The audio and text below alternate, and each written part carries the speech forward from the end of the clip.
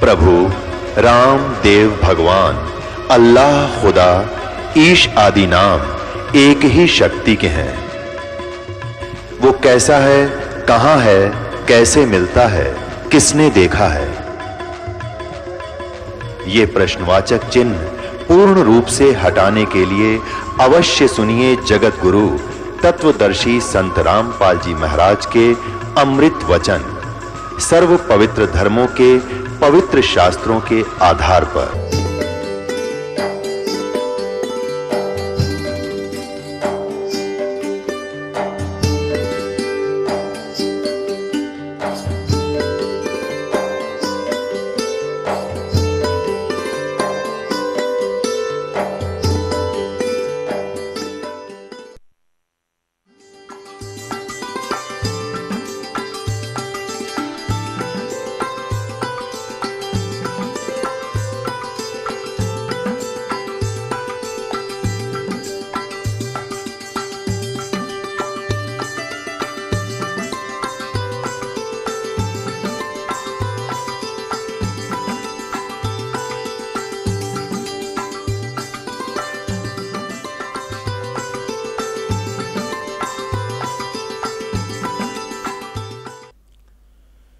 परमपिता परमात्मा पूर्ण ब्रह्म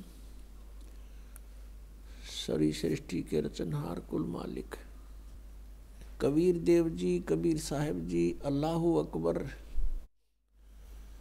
अल्लाह कबीर, कबीर देव, ये हमारे पिता हैं, परम पिता हैं। ये हमारे परम पिता हैं, ये हमारे परमात्मा हैं। और हम यहाँ काल के जाल में कष्ट उठा रहे हैं। हम आजीवन एक पेट को पूरा करने में ही अपना जीवन व्यर्थ कर देते हैं और ये कार्य अधूरा ही रह जाता है। हमारे जाने का समय आ जाता है। परमात्मा कहते हैं, तुम कहाँ आकर के फंस गए, तुम कहाँ रह रहे हो, विचार करो। ये कोई जीवन है? लेकिन परमात्मा को ये भी मालूम है कि इनके बस की बात नहीं। काल भगवान ने आपको विवश कर रखा है। इसने बड़े सुनियोजित तरीके से अपने को यहाँ फंसा रखा है। ब्रह्मा जी, विष्णु जी, शिव जी तक भी ये अपने ही भाई हैं। हम वहीं से चलकर आए हुए हैं। जो अच्छी आत्माएं होती हैं उनको ये अपने पुत्र के रूप में जन्म दे करके यहाँ अपने आहार के लिए व्यवस्थक प्रबंधक बनाता है और इनको एक एक गुण युक्त कर देता है। रजगुण युक्त ब्रह्मा जी, सतगुण विष्णु जी और तम गुण युक्त शिव जी को बना दिया। अब इनके बस की बात नहीं। इनके अंदर से एक ऐसी तरंग निकलती है जो इन तीन लोक के प्राणियों को प्रभावित कर रही है। भले ये भगवान अपनी राजधानियों में रहते हैं, शिव जी शिवलोक में, विष्णु जी विष्णुलोक में, ब्रह्मा जी ब्रह्मालोक में, लेकिन इनसे निकल रही वो तरंगें हमें यहाँ प्रभावित कर रही है। जैसे एक मकान के अंदर, रसोई के अंदर मिर्चों का छौंक लग रहा है। वो साकार वस्तु मिर्च यानी छौंक लग रहा है रसोई में और तीसरे दूसरे अन्य कक्षों में बैठे हुए व्यक्तियों को भी छींकें आ रही हैं। इस प्रकार उन छींकों को रोकना भी जीव के बस का नहीं। ठीक इसी प्रकार इन तीनों भगवानों के शरीर से ऐसी तरंग निकल रही है जैसे मिर्च से निकल रही है और वो हमें प्रभावित कर रही है, जिसके आधार से हम रजोगुण प्रभावित हो जाते हैं, संतान उत्पत्ति करते हैं। इतना प्रबल प्रेशर इस काल ने जीव के ऊपर डाल रखा है। फिर संसारिक सुख कार कोठी बंगले बनाना, ये भी उसी रजोगुण के प्रभाव से हम यहाँ लगे रहते हैं, इसी व्यवस्था में। दूसरा सतोगुण का जो विष्णु जी के अंदर से जो सतोगुण की तरंग निकल रही है, उनसे हम एक दूसरे में मोह हमारा ऑटोमेटिकली हो जाता है, न चाहते हुए भी, और इतना प्रबल हो जाता है कि हमारे बस की बात नहीं, हम संतान या संपत्ति से मोह हटा लें। इसको सतिथि बोलते हैं, ये शुद्ध हिंदी का सतिथि, यानी ये पड़े रहे यहाँ, इनका जी लग गया रहे। और तीसरे का आपने पता ही है, भगवान शिव जी तो कल्याण करते हैं, शंकर जी के अंदर से निकल रही तरंग ये हमें क्रोधित करती है। ना जाने छोटी सी बात पर तू मैं और भयंकर युद्ध का रूप धारण कर लेती है, न जाने कितने प्राणी मर जाते हैं। तो परमात्मा को मालूम है कि ये विवश कर रखे हैं, इतना समय नहीं छोड़ रखा है इस काल ने कि कभी ये सोच ले भगवान के बारे में। यदि कहीं जाते भी हैं किसी स्थान पर, तो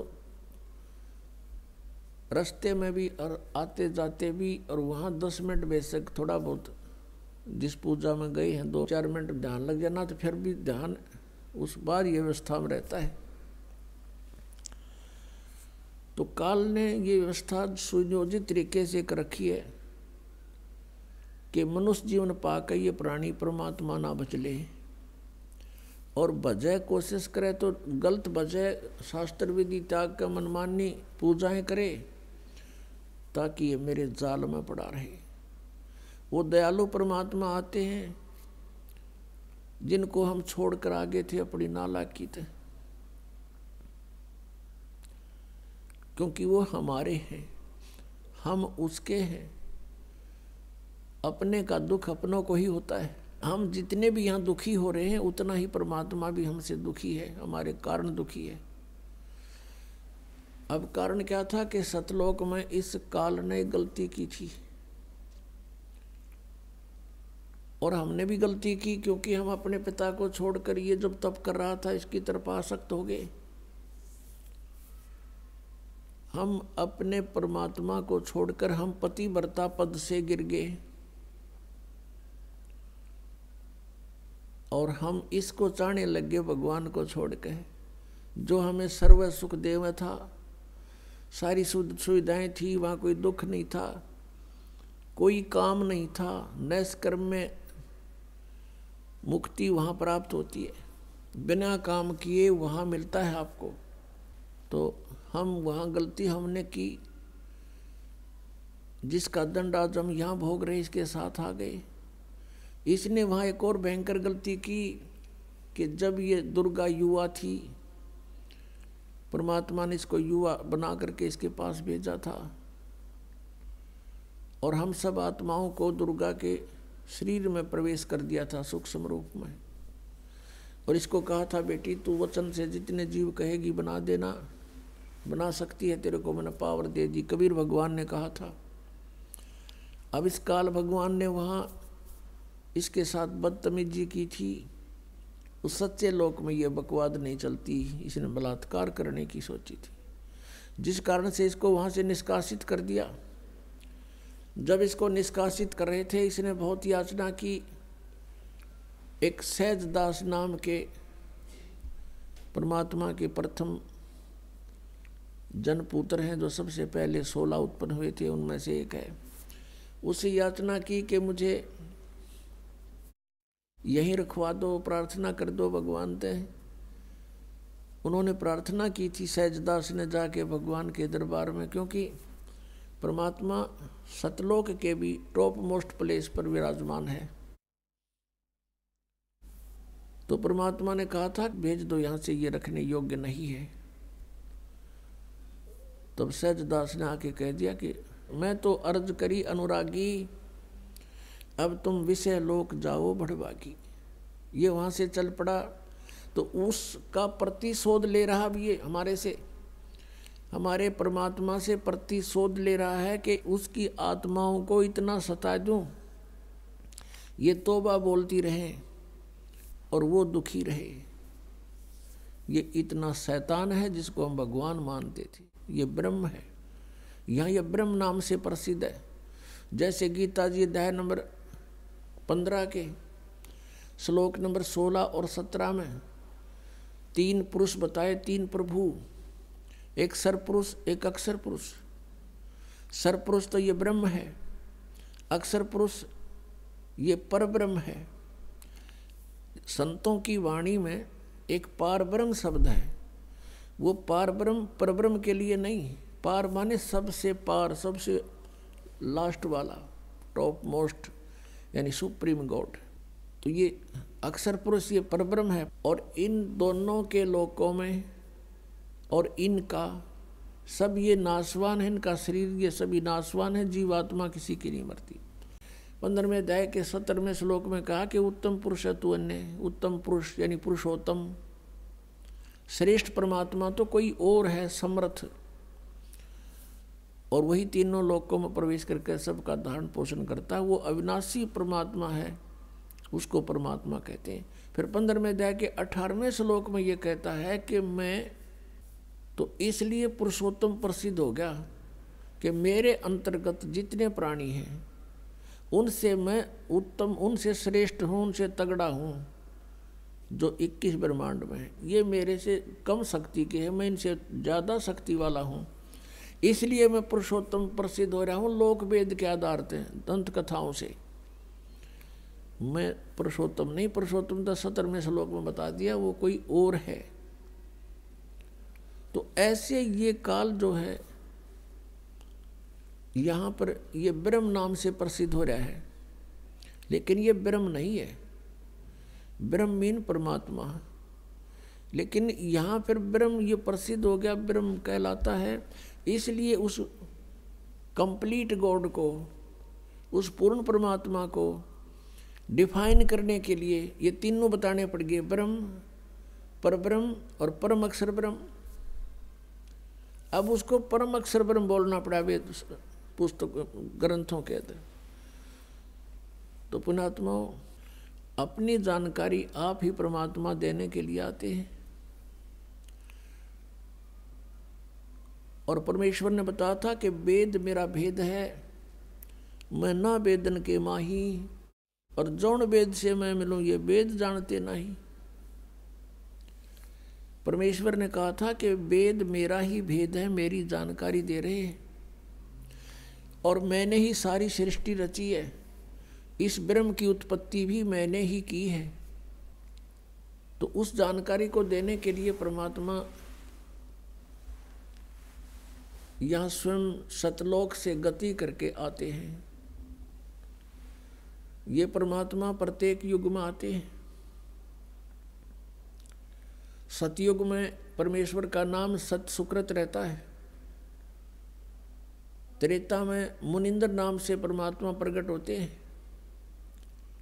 द्वापर में करुणा में नाम से परमेश्वर एक लीला करते हैं, जो बालक रूप धारण करके, शिशु रूप धारण करके फिर धीरे धीरे बड़े होते हैं, जनसाधारण जैसी लीलाएं करते हैं। ऐसा वेदों में लिखा है कि वो परमात्मा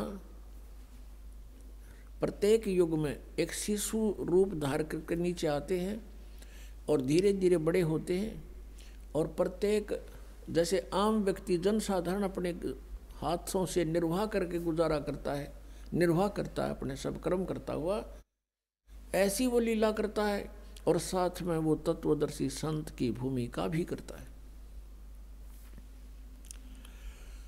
तो वो परमात्मा कलयुग में अपने वास्तविक नाम से आए थे, कबीर नाम थे, कबीर नाम थे। आपको बहुत बार कथा सुनाई है, जब द्वापर युग में परमात्मा आए हुए थे कबीर जी, यानी परम अक्षर ब्रह्म, अपनी लीला करने के लिए। उस समय वो जब शिशु रूप धार करके एक तालाब के अंदर कमल के फूल पर विराजमान हुए, वहाँ से उनको एक वाल्मीकि दंपत्ति जो निसंतान थे वो उठा ले गए थे। द्वापर युग में परमात्मा की परवरिश एक वाल्मीकि परिवार के घर पे हुई थी, और वहाँ उनका ही एक मित्र था, उन परमात्मा का एक, वहीं वाल्मीकि उस समुदाय के अंदर एक सुदर्शन नाम का बहुत अच्छी आत्मा का भगत था, वो परमात्मा का शिष्य हुआ था। और सुदर्शन जी के माता पिता, उन्होंने परमात्मा कबीर जी की बात को स्वीकार नहीं किया था।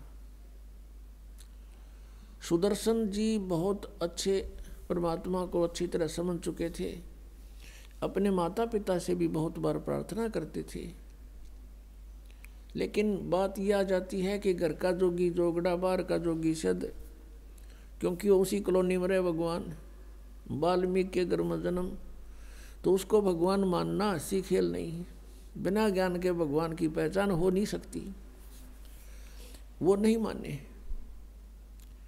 अंत में जब परमात्मा ने कहा कि सुदर्शन,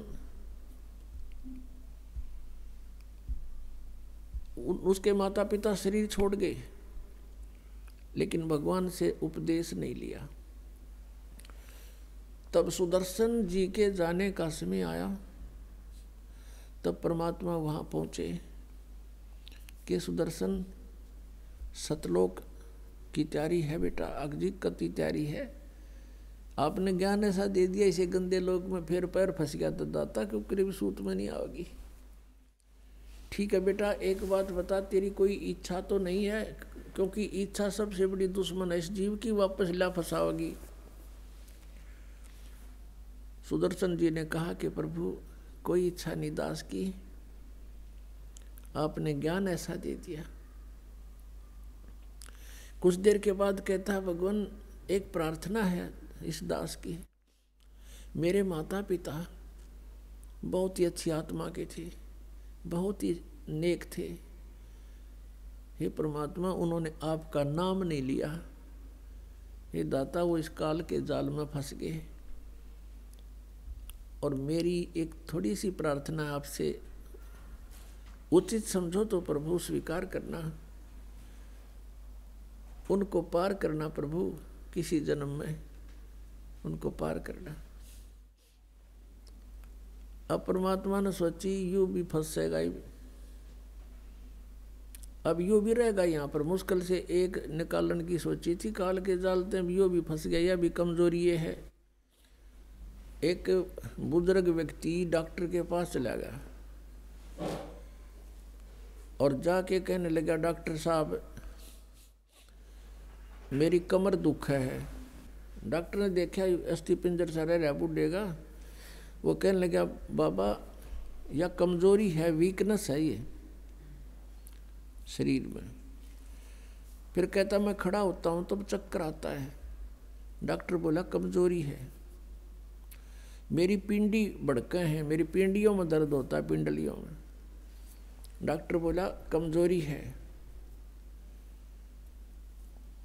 अब इस बात पे वो बूढ़ा नाराज हो गया, ने बोला तू डॉक्टर है गम चक्कर, एक के बाद जाने कमजोरी है कमजोरी है कमजोरी है। अब वो डॉक्टर ने बोला बाबा यह भी कमजोरी है कि बूढ़े आदमी ने, क्योंकि कमजोर आदमी ने गुस्सा गना आवे, तो यह भी कमजोरी है, कमजोरी के कारण गुस्सा आएगा आपको। तो परमात्मा ने जान लिया कि यह भी कमजोरी है, बोल रहा सुदर्शन में, बिल्कुल तैयार हो लिया, और यह इच्छा बीज फिर रख दिया काल ने। परमात्मा कहते हैं इच्छा दासी जम की, या खड़ी रहे दरबार, और पाप पुण्य दो वीर हैं, या सतखसमी नार। अब जैसे हमने यहाँ से चलना है, हम पुण्य कर रहे हैं, पुण्य अति आवश्यक है, और ये पुण्य एक ऐसा आपका जहाज बनेगा साथ में, क्योंकि सब सहयोग होता है मंत्र का भी। जहाँ तक इस पुण्य का काम है, ये पुण्य वहाँ तक आपको मदद करेगा, लेकिन वहाँ जाकर इस पुण्य की तरफ नहीं देखना आपने, क्योंकि वहाँ चलने के बाद जहाँ अकाउंट होता है वहाँ खड़े रहते हैं दूत काल के, और यूँ कहेंगे अगर तेरी तो बहुत कमाई है, वो हो तू तो भाई, आप तो जो है ना ऐसे विष्णु लोक में देवता बन सकते हो, आप तो ब्रह्मलोक में ऐसे बन सकते हो, आप तो 10 जन्म तो इंद्र के पा सकते हो, ये पुण्य के कारण। तो वहाँ आपने ये पुण्य भी नहीं रखना, ये पुण्य भी हमारा दुश्मन वहाँ होगा, यहाँ नहीं, यहाँ तो आपकी बहुत हेल्प करेगा। तो वहाँ जाकर ये पुण्य की तरफ भी आपने नहीं देखना, कामना ना बनना। कहते इंद्र दा राज कागदा बेस्टा ना भोगा इंद्राणी नू। इतनी हेट हो जाए यहाँ के लोग की के वहाँ इंद्र बन गया फिर गधा बनेंगे आकर के। ये बातें याद रखने की है। परमात्मा ने सोचा कि ये बालक भी रह गया यहीं पर, क्योंकि परमात्मा का और काल का एक वार्तालाप होया था। तब इस काल ने, परमात्मा अपने पुत्र के रूप में खड़े थे वहाँ पर, वो समझ नहीं सका कि ये भगवान है या सहजदास है या जोग जीत है। कभी परमात्मा किसी रूप में आ जाते हैं, कभी किसी के रूप में। तब उसने कहा था कि 3 युगों में जीव कम ले जाना प्रभु, 3 युगों में, सतयुग त्रेता द्वापर में कम जीव ले जाना, और चौथा युग जब कलयुग आवे तब तव शरण जीव बहु आवे। ऐसा वचन हर मोय दीजे, तब तुम गवन संसार ही कीजिए। तो 3 युगों में जीव कम ले जाना और चौथे युग में कितने ही जीव ले जाना, ऐसा प्रतिज्ञा परमात्मा से ले ली थी। भगवान ने कह दिया था ठीक है।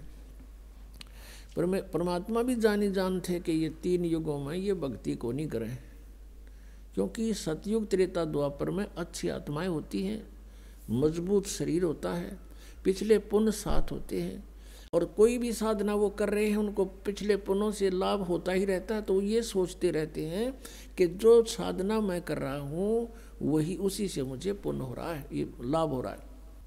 तो इसलिए परमात्मा ने ये चौथा युग चुना था कि चौथे युग तक ये खाली हो लेंगे, कति खोखे हो जाएंगे, पुण्य इनके साथ रहे नहीं, इनकी ब्राह्मटी होगी, और ये साधना भी कर रहे होंगे डुप्लीकेट काल की प्रोड्यूस की हुई, इनसे उनको कोई लाभ नहीं होगा। और फिर हम जाएंगे या अपना कोई दास भेज देंगे, अपना प्रतिनिधि, और फिर पावर मालिक की काम करती है, हम इनको सुख देंगे, ये पहचान जाएंगे भगवान कौन है, और छोड़ देंगे उन नकली साधनाओं को।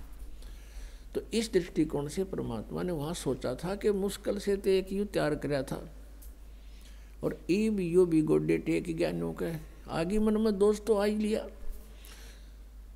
अब उस सुदर्शन जी को ये विश्वास था कि यदि परमेश्वर ने एक बार हाँ भर ली तो मेरे पिताजी पार ही होंगे, माता पिता। तो परमात्मा ने कहा ठीक से बेटा, चिंता ना कर, तेरे माता पिता को मैं पार करूंगा, पर उन्हें गलती तो बहुत करी, लेकिन मैंने तेरे से वचनबद्ध हो गया। मैं आप पे कह दी भगवान ने, नहीं तो वो कहता, परमात्मा ने सोची थी वो डूबेगा ही। तब उसको एकदम शांत हो गया, हे भगवान बड़ी दया करी, हे परमात्मा बड़ी रजा करी। अब वो तो भेज दिया सतलोक में सुदर्शन। तो अब क्या हुआ कि उसके माता पिता अगले जन्म में ब्राह्मण के घर जन्म हुआ, उनका दोनों का, पति पत्नी का फिर योग हुआ। परमात्मा वहाँ पहुँचे, उनका संतान नहीं थी कोई भी। परमात्मा उनको 3 वर्ष के बालक के रूप में मिले। सब जगह ढिंडोरा पिटवा दिया, किसका बालक है, मुनादी करवा दी, किसी ने स्वीकार नहीं किया, अधिकारियों से भी बात करा दी कि किसी ने नहीं लिया। तो उन्होंने कह दिया आप ही रख लो। अब 3 वर्ष का बालक, और उनको न्यू कहे, अब माता पिता तो कहना ही था भगवान ने।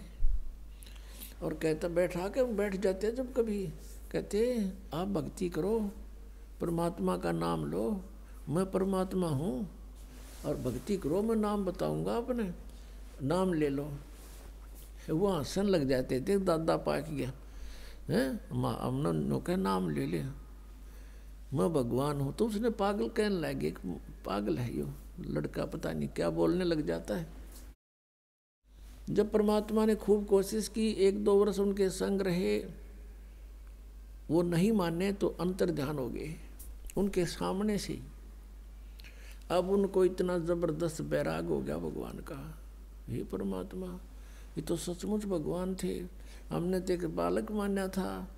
अब ये कर्म बनाव थे, उस उनकी वह एक तरफ कसक वो मेडिटेशन बन गया। उनकी मृत्यु हुई इसी कसक में, अगला जन्म फिर ब्राह्मण ब्राह्मणी का हो गया, संतान वहां भी नहीं। अब वो शिव जी के पुजारी थे,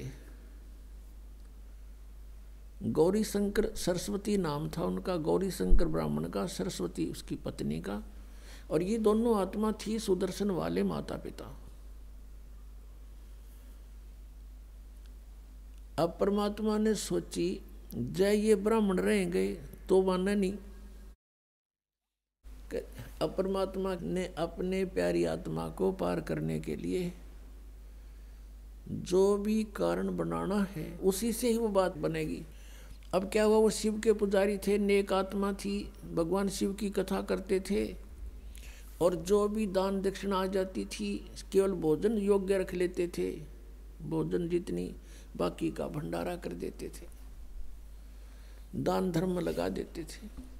अन्य उनकी बहुत ज़्यादा महिमा होगी। अन्य ब्राह्मण जो थे वो उनसे ईर्षा करने लगे, क्योंकि लोग गणे प्रशंसा करें और वहाँ जाकर दान गणा दे कथा में, और वो जो डोंगी टाइप थे लोग अनबकाम थे उनकी महिमा कम होने लगी, वो ज़्यादा थे संख्या में। इस बात का पता चला मुसलमानों को कि हिंदू धर्म का ज़्यादा प्रचार यो गौरी शंकर कर रहा है, और उनको ये भी मालूम था कि अन्य ब्राह्मण इनसे ईर्षा करते हैं, इनका साथ नहीं देंगे। जबरदस्ती मुसलमान बना दिया उनको, जबरदस्ती मुसलमान बना दिया, अपना जल छिड़क दिया उनके घर में, उनके मुंह में डाल दिया, अब तो मुसलमान हो गए। अब वो ब्राह्मण 4 बैठे ही थे, जो दूसरे थे, उन्होंने कहा कि ये मुसलमान हो गया, इनका भाईचारा बंद, इनको गंगा में स्नान करना बंद, ये मुसलमान हो गए। वो तो बाट देखे थे, उनको तो इंतजार थी इसे दिन की, सब जगह डंडोरा पीट दिया, मुसलमान बन गया, गौरी शंकर मुसलमान बन गया। अब वो मुसलमान बन गया तो बन गया, भी क्या करे, मजबूरी होगी, क्योंकि ब्राह्मणों ने बाईकाट कर दिया उसका।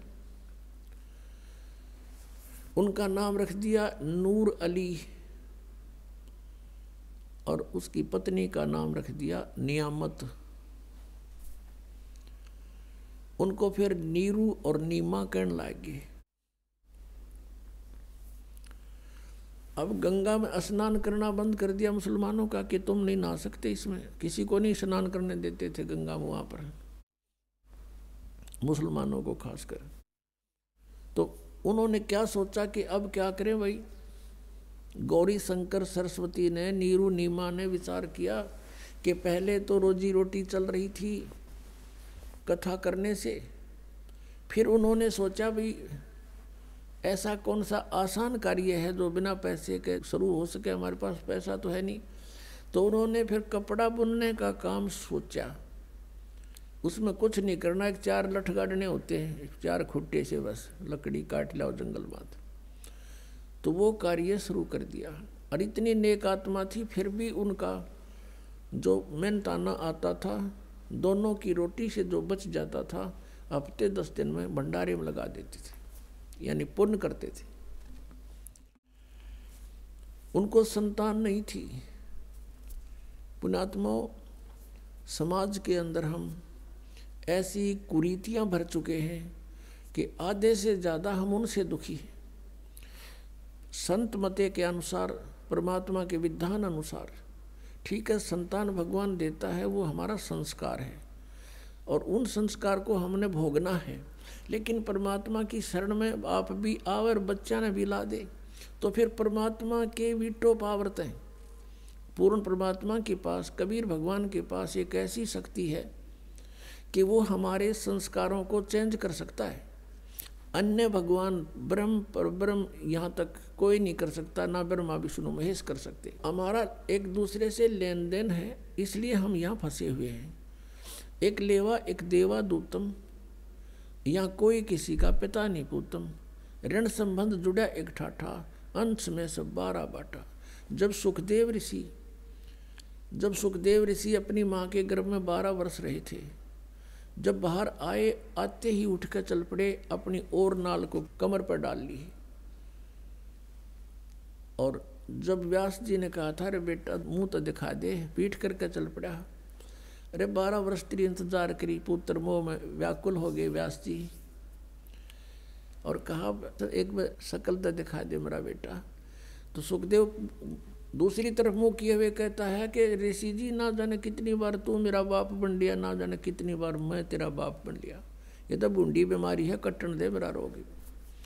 यूँ कहकर आकाश में उड़ गया, पिछले संस्कार से सिद्धि थी उसमें। तो उसमें कहा था सुखदेव ने कि एक लेवा एक देवा दूतम, और कोई किसी का पिता नहीं पूतम, यहाँ तो ऋण संबंध जुड़ा एक ठाठा, अंश में सब 12 बाटा।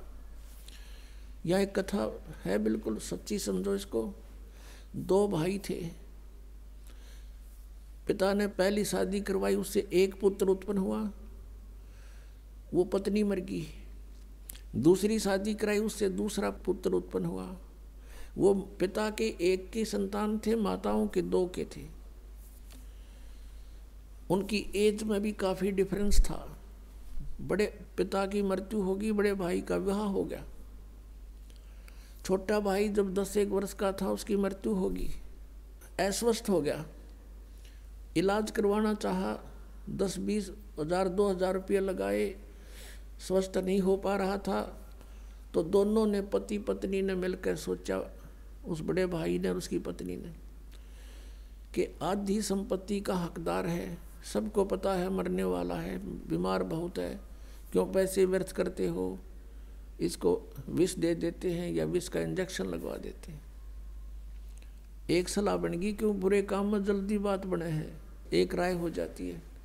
तो एक डॉक्टर से बात करी, उसने कहा कि तू ऐसे ऐसे कर दे, इसके इंजेक्शन लगा दे या कोई औषधि दे दे विष की, ट्रीटमेंट आपसे चल ही रहा है। तो उसने कहा मैं 500 रुपये लूँगा, और 500 रुपये दे दिए।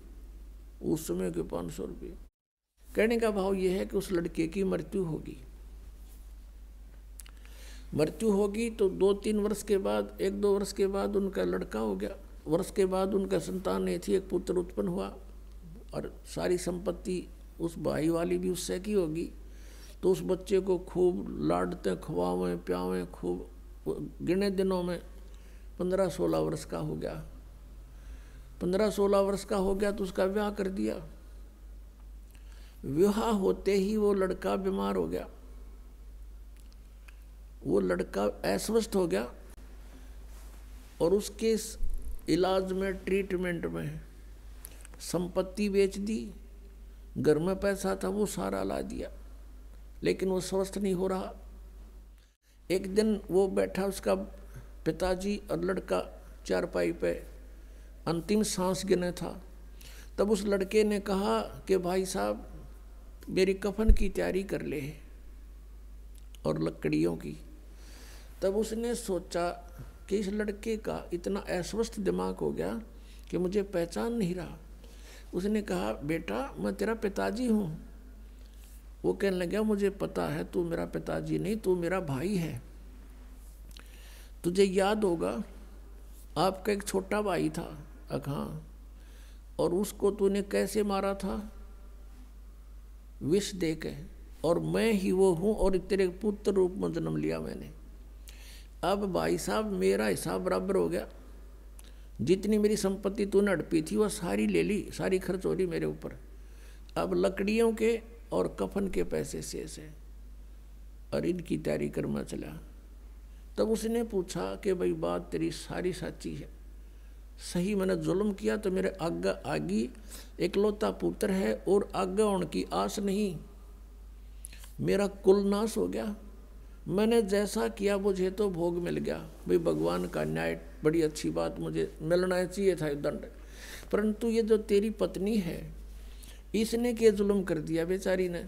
ये अब तेरे मरने के बाद इसको जिंदा जलावेंगे, सती प्रथा थी वहाँ पर। अब इसने क्या जुल्म किया? उसने पूछा वो डॉक्टर कहाँ है? कि वो डॉक्टर भी 2 वर्ष के बाद, तेरे मृत्यु के 2 वर्ष बाद अचानक मर गया। तब उसने कहा कि ये वही डॉक्टर है जो मेरी पत्नी बन के आई है। अब यह जड़ेगी और नहीं तो और क्या होगा इसका पाप आत्मा का। तो यहाँ इन बातों को पुण्यात्माओं आपने अपने हृदय में जचाना पड़ेगा। जैसे गीता जी अध्याय नंबर 7 के श्लोक नंबर 29 में गीता ज्ञानदाता कहता है कि उस तत्ब्रह्म को जानकर और सारे अध्यात्म ज्ञान को जानकर सब कर्मों से परिचित होकर प्राणी केवल जरा और मरण से छूटने का ही प्रयत्न करता है। वो यहाँ किसी वस्तु की डिमांड नहीं रखता। जरा माने बुढ़ापा, मरण मीन मृत्यु।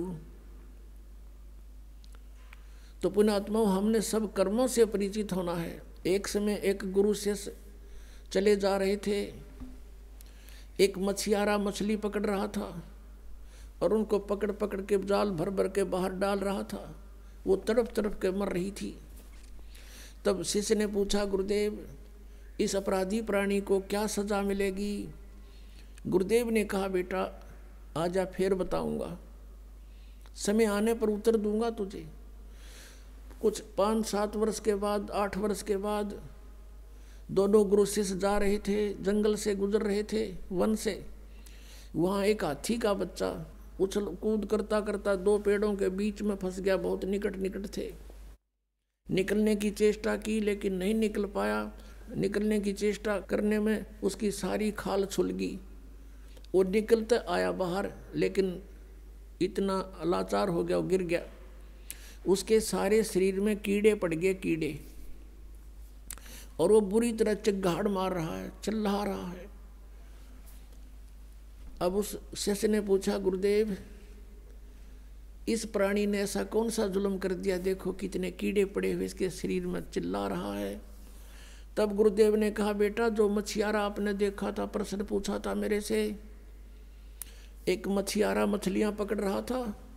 आपने पूछा था कि इसको क्या दंड मिलेगा? कहने लगे कि ये वही अपराधी है, हाथी की जूनी में आज ये जितनी मछलियां थी वो इसको नोच नोच कर इसका मांस खा रही है, ये कीड़े बन के। तो पुण्यात्मा परमात्मा कहते, तुमने उस दरगाह का मैल नहीं देखा, धर्मराज के तिल तिल का लेखा। हम फिर अपने उसी प्रसंग पर आते हैं।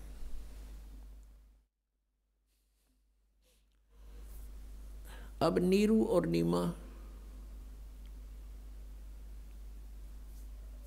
अपना जुल्हाई का कार्य करते थे, उनका संतान नहीं थी। अब परमात्मा जब सारी सृष्टि रच सकता है, क्या संतान नहीं दे सकते? उन्होंने उचित नहीं समझा। उन्होंने उचित इसलिए नहीं समझा कि इनको संतान दूंगा तो फिर नए सिरे से इनका फिर वो काम शुरू हो जाएगा, चक्कर।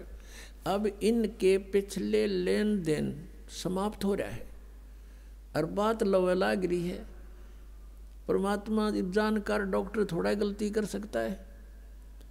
डॉक्टर गलती नहीं कर सकता कि इसमें ऑपरेशन बने बनाए काम ने फिर बिगाड़ दे। तो परमात्मा का उद्देश्य यहाँ से निकालना है। सभी आत्मा उसकी है। हम तो अपने सुख के लिए बेटे न रोए हैं कि बड़ा हो कि कमावो हैं और ये मुझे सुख दे, फलाना करो। और वो बालक बीमार हो जा 6 महीने राशि खूब तो पैसे लगे, 1 साल में सारा परिवार न्यू कहे भगवान इस नठा दे, इसका अच्छा था, देखा नहीं जाता, घना दुखी हो रहा है। और परमात्मा जो फैसला करता है वो बिल्कुल सही करता है। तो संसार के विचारों से और आध्यात्मिक मार्ग में बहुत अंतर है। इसलिए कहते हैं जगत और भगत का बैर बना रहता है, विरोध होता है। विरोध का कारण यही है कि संसार की बातें अपने सतर की हैं और भक्तों की आध्यात्मिक मार्ग की बातें होती हैं। जैसे बहुत से ऐसे प्रमाण हैं कि आध्यात्मिक मार्ग में कहते हैं वहाँ तो दंडवत प्रणाम करते हैं, वहाँ तो ऐसा करते हैं, लंबे लेटते हैं। अब इस तरह की बातों को संसारिक लोग पसंद नहीं करते क्योंकि उनको ज्ञान नहीं। हमारा घीसा गल है, हम तो जो करें आनंद आता है, हमारे पुण्य बनते हैं, अहंकार खत्म होता है। ये दुश्मन जो हमारे जीव का दुश्मन है अहंकार, इस तरह का होता है। तो समाज तो सोचता है जिसका संतान नहीं होता निकम्मा आदमी, कर्महीन, इसकी शकल भी नहीं देखनी चाहिए। ये काल की प्रेरणा, लोक वेद है। और भगवान के मार्ग में वो बहुत पुण्यकर्मी प्राणी है। देखो पुण्यकर्मी तो वो भी हैं जिन नाम ले लिया, उनके संस्कार एक दूसरे पुत्र पुत्री में है तो भी अच्छी बात है। सब उस परमात्मा की आत्मा है, सबको लगा दे भगवान के चरणों में। अब वो संस्कार जो हैं हल्के हो जाएंगे, परमात्मा अपने सतर से, अपनी पावर से ठीक करेगा उनको, तो वो हमारे आसानी से सुलझ जाएंगे और इससे जीवन में काम निपटा देंगे। आपका भी संतान है उसका भी, और जिनका संतान नहीं है वो तो बना बनाया काम है उनका। तो देखो ये नहीं है कि भी संतान भगवान नहीं दे सकते, दे सकते, लेकिन उनको संतान नहीं दी, इसलिए नहीं दी कि ये फिर इस 84 के कोल्लू में फिर जुड़ जाएंगे। उनके लिए स्वयं चले गए बालक बन के उस अपने भगत की प्रतिज्ञावश। अब दूसरी बार परमात्मा ने जो लीला वो करते हैं, वो लीला की। लगभग 60 वर्ष से ज़्यादा आयु होगी थी नीरू और नीमा की, संतान कोई नहीं थी उनके, और उनका गंगा में स्नान करना बंद कर दिया था। अब वो प्रतिदिन स्नान अवश्य करते थे क्योंकि ब्राह्मण कुल में जन्म था, जिस कारण से उनके संस्कार ऐसे थे, नहा धो के खाना खाना। तो वहाँ एक लहर तारा नामक तालाब था। लहर उसका तारा नाम था। लहर तारा इसलिए बोलते थे कि गंगा का जल वर्षा के दिनों में एक लहरों के द्वारा ऊपर का उछल कर एक बहुत बड़े सरोवर का रूप धारण कर लेता था, जैसे ये सामने आप देख रहे हैं। उसमें स्नान करने के लिए प्रतिदिन जाया करते थे, प्रतिदिन स्नान करने जाते थे, और वो उनकी झोपड़ी से लगभग 4 किलोमीटर दूर था। उसमें वन ही वन थे, वहाँ पर बहुत बड़ा सरोवर था। जिस दिन परमात्मा सतलोक से चलकर आए, आकाश से अपने सतलोक से चलकर आए, वो तीसरे मुक्ति धाम से,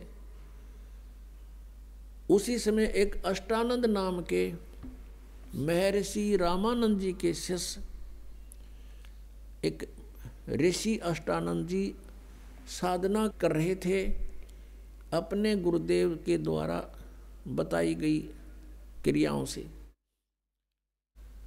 उसने देखा कि आकाश से एक प्रकाश का गोला आया, उसकी आंखें जब उसको सहन नहीं कर सकी, आंखें बंद होगी तो अष्टानंद ने क्या देखा कि एक बालक रूप दिखाई दिया। जैसे हम सूर्य की ओर देखते हैं, सूर्य के प्रकाश को हमारी चरम दृष्टि सहन नहीं कर पाती, आंखें इधर उधर कर लेते हैं, बंद कर लेते हैं, तो फिर भी हल्का सा आकार सूर्य का हमें दिखाई देता है। ऐसे ही जब उसने आंखें बंद की तो क्या देखा कि एक शिशु रूप बालक दिखाई दिया। फिर दोबारा आंखें खोली तो क्या देखा, एक उस सरोवर के एक कोने में वो प्रकाश सिमट गया। सूर्य उदय से पहले का समय था। सूर्य उदय होने से 1.5 घंटा पूर्व को ब्रह्म मुहूर्त बोलते हैं। वहाँ परमात्मा ने एक कमल के फूल पर आकर के वो विराजमान हुए, और अष्टानंद जी ने सोचा ये क्या हुआ, लेकिन उन्होंने बालक रूप वहाँ कमल के फूल पर नहीं दिखाई दिया क्योंकि अंधेरा था। परमात्मा ने शिशु रूप धारण किया। अब अष्टानंद जी वहाँ से उठकर चले गए, अपने गुरु पंडित रामानंद जी से कहा कि गुरुदेव, आज मैंने ऐसी एक प्रकाश देखा आकाश से, क्योंकि ये भगवान का प्रकाश मानते हैं। हे प्रभु, ये मेरी कोई भक्ति की उपलब्धि है या कोई मेरी भ्रमणा है, मेरा कोई भ्रम है? तब रामानंद जी ने बताया कि पुत्र, ये कोई तेरी भक्ति की उपलब्धि नहीं है और न ही कोई तेरा भ्रम है। ऊपर के लोकों से जब देव आते हैं, जिनका पुनर्जन्म होना होता है, वो आते हैं और किसी माँ के गर्भ में प्रवेश करेंगे, वहाँ से उनका जन्म होगा, या कोई लीला करने आते हैं तब ऐसी परिस्थितियाँ होती हैं। अब जैसा उस गुरु ने ज्ञान था, अपने शिष्य की संतुष्टि कर दी। उधर से नीरू नीमा स्नान करने के लिए उसी दिन चल रहे हैं। अब नीमा रास्ते में रो रही है और अपने भगवान शंकर से प्रार्थना कर रही है। भले ही वो मुसलमान बन गए थे, लेकिन भगवान शंकर को नहीं भूल पा रहे थे।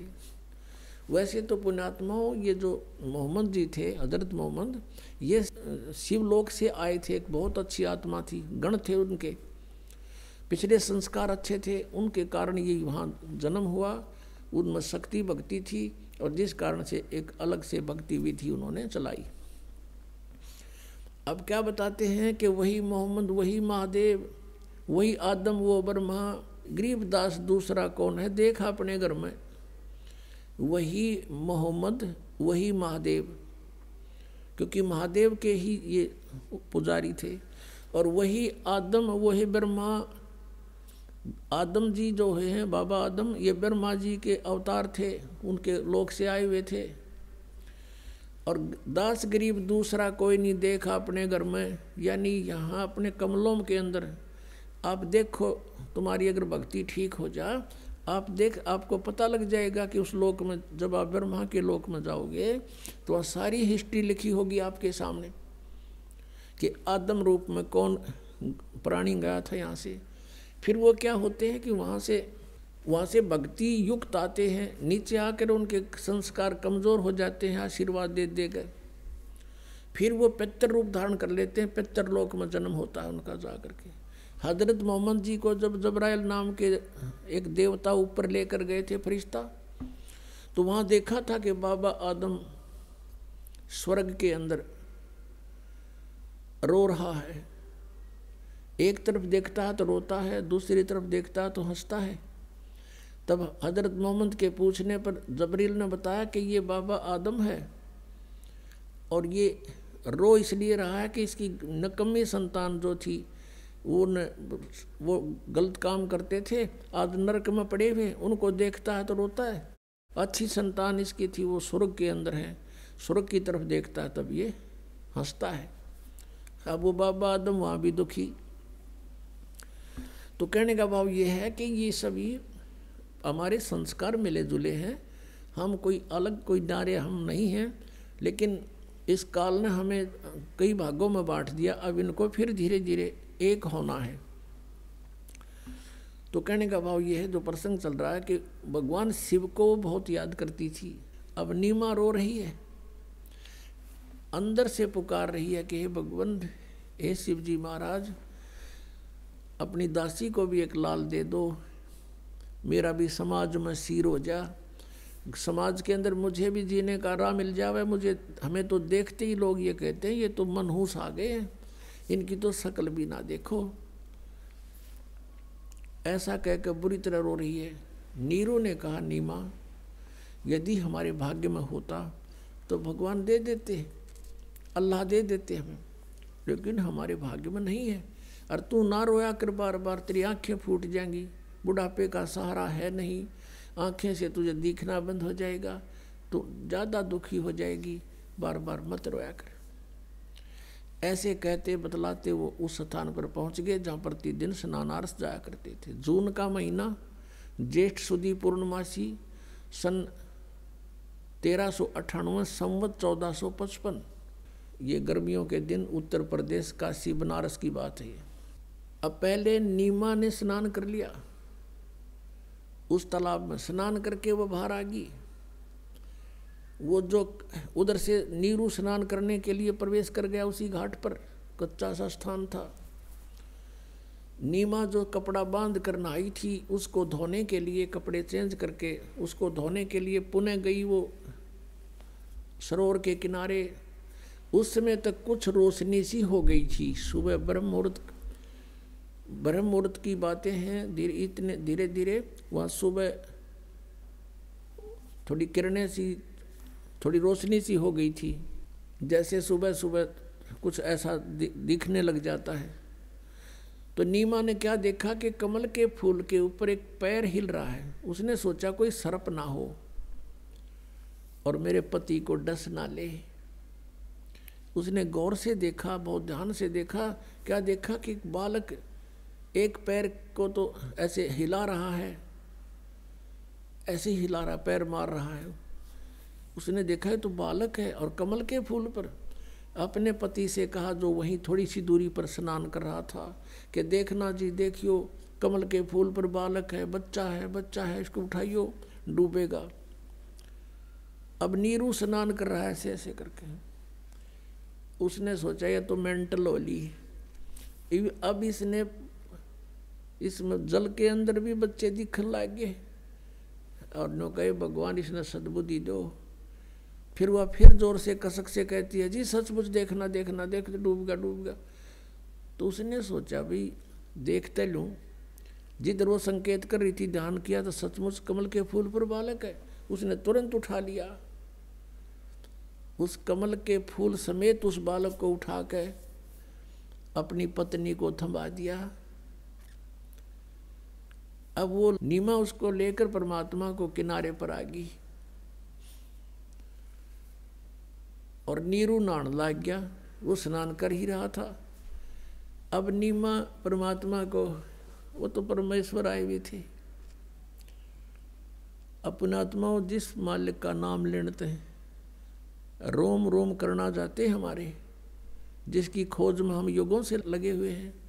और वो परमात्मा उस बहन की गोदी में एक बालक रूप बना के, अब जो आनंद उस माई को महसूस हुआ होगा, जिसके नाम से आनंद होता है, जिसको आसपास वो हमारे हो तो उसको कितना सुख होगा।